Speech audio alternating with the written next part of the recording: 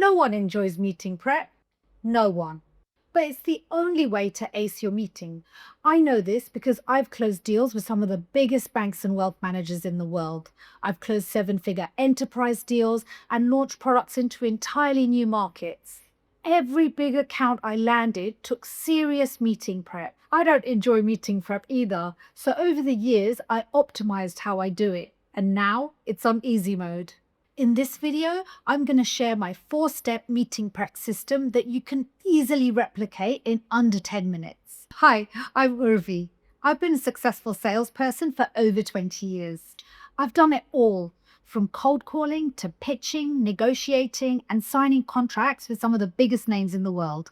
I'm here to explain the art of selling in a simple and easy to understand way. To explain my 4-step system, let's pretend you're selling an online scheduling platform, like Calendly, for example. And let's say you're selling it to a law firm. Step 1 is thinking about attendees. Who's coming to the meeting and what do you need to know about them? You look at your calendar invite and see that you're meeting with John Smith, the office manager, and Amy Adams, the finance director. Most people are on LinkedIn these days, so you should start here when trying to learn more about your attendees. So you look on LinkedIn and confirm John and Amy's roles. You should also look at their employment history to understand how long they've been in their roles and browse their posts for anything relevant. What you're trying to do here is understand their likely mindset. For example, if John has changed roles every few years, he's probably ambitious and open to trying new tech. Or if Amy keeps posting about compliance and margins, then you know that cost and risk are her pressure points. And you might be able to use this angle in your sales meeting. It's all about understanding mindset so you can walk in as prepared as you can be. Think of yourself as Sherlock Holmes, looking for any clues that will give you an advantage. Step 2 is company research. You're likely to have learned some things about the company when doing attendee research. Like, you might have learnt from Amy's posts that they just merged with another law firm. You should also check out the company's social media and website. What is their current focus? Are they hiring right now? What about their latest financial results? And do a quick search on your favorite AI tool. Maybe you learn from ChatGPT that law firms are struggling right now, or Google shows you that they already work with one of your competitors. Write down all the angles you think you can use. Now, speaking of AI, there are many tools you can use as part of this research process. I'll do a separate video on these, so make sure you hit subscribe. The next step, step 3, is especially important. I do it differently to most sales experts, and I really think it's going to change the way you think about meeting prep. Step 3 is thinking about your products, starting with which of your features to talk about. When it comes to pitching, most salespeople want to demo everything.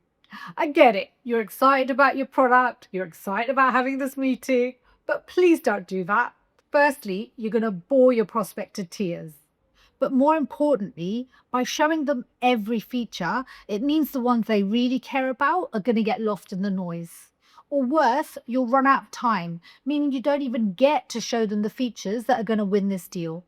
Now, as I said, I do it differently to most sales experts who'll probably tell you to focus on a couple of features. But unless you're selling a really simple product, I just don't think that's feasible. Try this instead. Take all your product features, rank them by relevance to this prospect, and then build your pitch around that. Let me illustrate. Let's pretend your online scheduling platform has the following features. If I was selling it to this law firm, rather than taking them through all the features sequentially or just picking a couple of features to focus on, I would rank them all based on my research on this law firm and prepare my pitch accordingly. And then my goal would be to talk about as many features as needed to pique their interest, starting with the ones I think will be most relevant and then moving down the priority list from there. Now, 2 more things to say on this point. Firstly, I'm not suggesting you drag them through every product feature. See how the conversation's going and only take them through as many features as needed to achieve your goal for this meeting. For example, if it's a first meeting and you've only got 30 minutes, your goal should be just to get them interested enough to think, okay, this product's got potential, let's schedule a deeper follow up. And secondly, don't be rigid. You might discover something during the meeting that means that feature 5 is actually really relevant to them. Be prepared to be flexible and move it up the priority list. And a couple more bonus tips for you. Make sure you prep all your materials beforehand, your slide deck, your proposal, any demo pages you want to show. Make sure everything is open and in the order that you want to show it. And think about what they're likely to ask you. If they ask about pricing, what are you going to say? If it's your first meeting, it's probably too early to talk about pricing. So have a position on what you'll say if price comes up. What about if they ask about integration or timelines? Make sure you have clear and concise responses prepared. This final step, it should only take you a minute or so, but most reps skip it, and it really separates the good from the great. It's thinking about where you want to get to by the end of this meeting. Do you want to have figured out what this customer's hot buttons are? Do you want to know who the decision makers are and get a follow-up meeting booked in with them? Do you want to get them to say yes to trialing your product or receiving a proposal? You really need to be clear on what you want so you can structure your meeting accordingly.